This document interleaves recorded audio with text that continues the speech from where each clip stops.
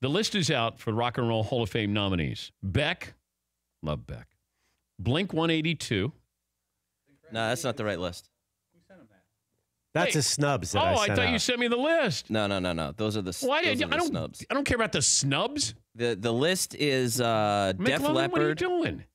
I sent out the snubs after. I don't know who was supposed to send out the list. Sorry, Paul sent out the did. list. Okay. So it's Def Leppard, Devo, Janet Jackson, John Prine, Kraftwerk, LL Cool J, MC5, Radiohead, Rage Against the Machine, Roxy Music, Rufus featuring Chaka Khan, Stevie Nicks, The Cure, The Zombies, and Todd Rundgren.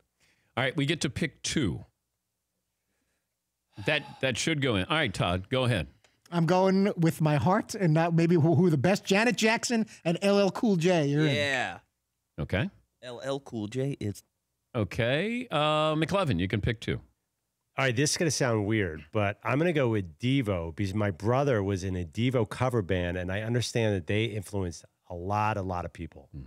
And I thought they were in the Hall of Fame. And then my second is going to be The Cure because when I was growing up, The Cure was like defined like who you were as a music person. And that, and I'm sorry if I stole this one from Seton, but like The Cure was such an influential band, but I feel like almost everyone on this list deserves it. Even John Prine's a big NPR guy. Seton O'Connor. Yeah, this is tough because two of my all-time favorite bands are on the list, which is The Cure and Radiohead. So I don't know how I don't just say them. But there are way too many people on here that should go in. I'm happy somebody voted for LL Cool J because he's awesome. Todd Rundgren's an interesting one. He seems like he's like the guy that nobody knows the music that he made, but he's in every documentary about music, from a certain time period. Yeah, I'm just going to go The Cure and Radiohead. All right. Paulie? It's tough. Janet Jackson sold a lot of albums, over 80 million estimated. I'm going to go to The Cure, one of the most important and impactful 80s bands, and Radiohead as well. Great music. Maybe not the album sales, but great music. Cure and Radiohead. Tom York just turned 50, I think. Yeah, it's just his birthday the other day. Yeah. He wanted to do mock headlines too, but I said, no, you couldn't. You got to pick one of us. Yeah, I was going to wait and let Todd do it. I would go Radiohead. And I'm kind of torn between Janet Jackson and Rage Against the Machine. Yeah.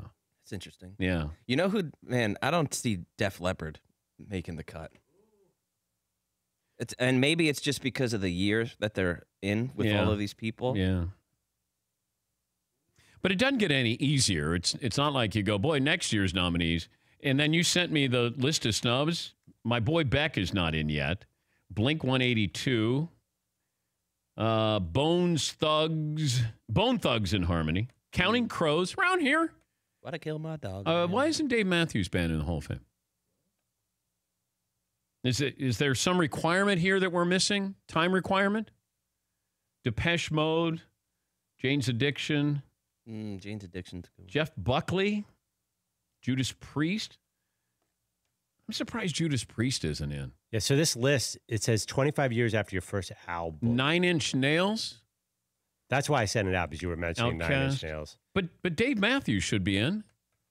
It has to be a timing thing, probably, when his first album came out. Well, then they're not a snub. Because they came out in 94. But they're not a snub. Well, it says, which means, okay, so according to this list, if you debuted in 93, you're eligible. So maybe it was Dave Matthews, maybe he had an album in 93. What about Snoop Dogg?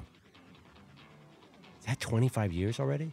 For more Dan Patrick Show, tune to Audience Channel 239 on DirecTV or download the Dan Patrick Show app.